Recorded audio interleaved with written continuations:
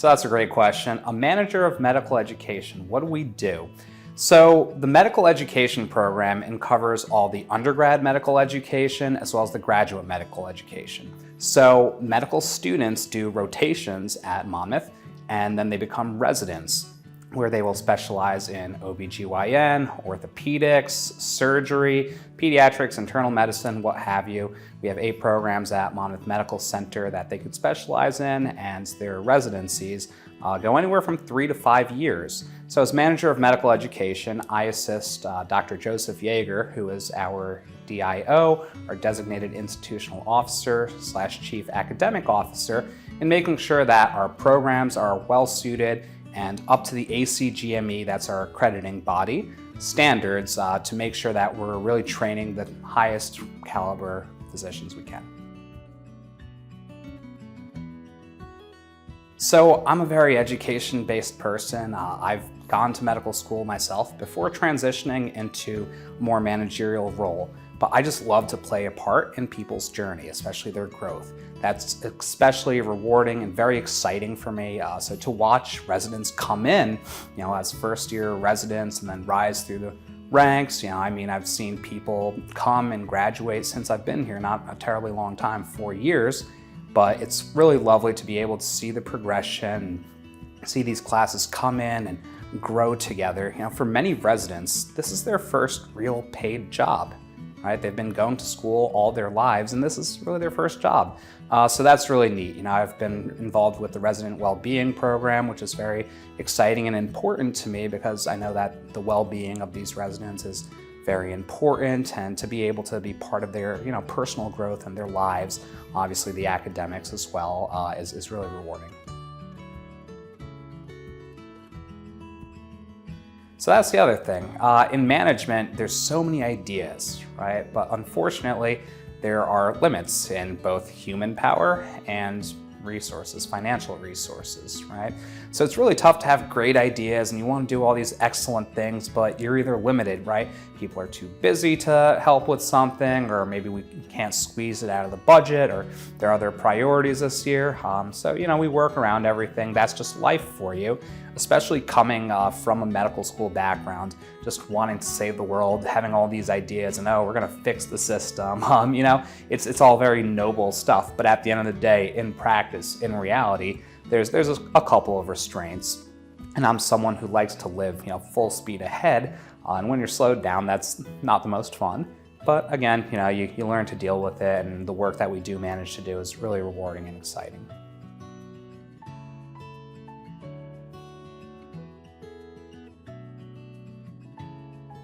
So I do a lot of analysis. I'm an analytics geek, and I think data tells us really awesome stories.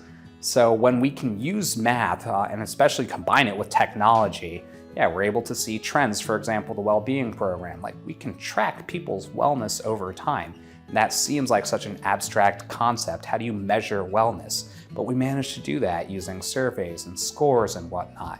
And we can tell when something changes. Data is beautiful because it tells us what's going on in real time in a lot of times, and it tells us where we should be focusing.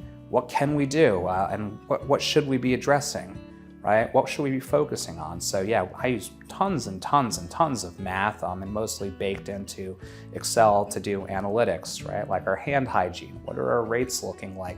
Where are the problem areas? What can we address in terms of wellness, right? What are the main drivers of burnout, right? Maybe X% of residents say that they rate the food here a 2 out of 10, right? Maybe and in fact, the food was one of the leading causes of resident frustration and burnout, right? But when you have those numbers and data, you can do stuff about it. You can't really do anything unless you have the numbers and reasoning to go behind it.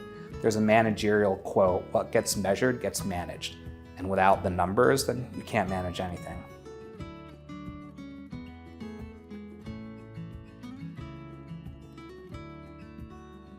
Did I have a light bulb moment? No, and this is one that I feel strongly about. I think the light bulb moment is almost just an overrated story. It's a figment of so many of our imaginations. I think it's silly, honestly, and it creates a lot of pressure on young adults to become something and figure out their lives faster than many of them should. We come from a society where, okay, we do this grade and then we take this test, go to this school, and then we do that. And everyone's supposed to fit into that same mold, and I think that's crazy. I always knew I was into helping people, so healthcare was naturally a good fit for me. So I went to the Academy of Allied Health and Science right around the corner for high school. And there, yeah, I got some exposure to healthcare. I thought it was cool. Then I went to Penn State to do my undergrad. And then I went to medical school for a year. And it's interesting because when you pigeonhole yourself into, oh, my whole life I've wanted to be a doctor, then when you get to medical school, you realize, this isn't exactly what I pictured when I made this decision when I was 15. Because like it or not, when you make decisions at 15, they don't necessarily pan out that way for the rest of your life. People change every year. Situations change every year. Like 10 years ago, if you wanted to get somewhere, right, you'd have to get a ride or a cab or something, and now we can summon people off of our phones to show up and drive us to wherever we want in a matter of minutes. Life changes, so I think it's important that students should embrace that change. If things don't go according to plan, roll with the flow.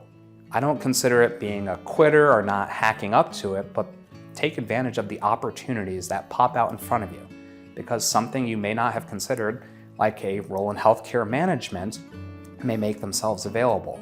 And of course, you're more than welcome and encouraged to change your mind to go with whatever is a good fit for you at any given moment.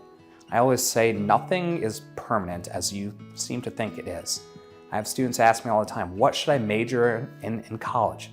Doesn't matter, pick something, work really hard, do well, and I promise that's not going to define you for the rest of your life. I majored in pre-med, and here I am in management now. I didn't really learn much in college that I use in my day-to-day life, and that's okay, because as long as you continue to work hard, you'll find opportunities that fit you.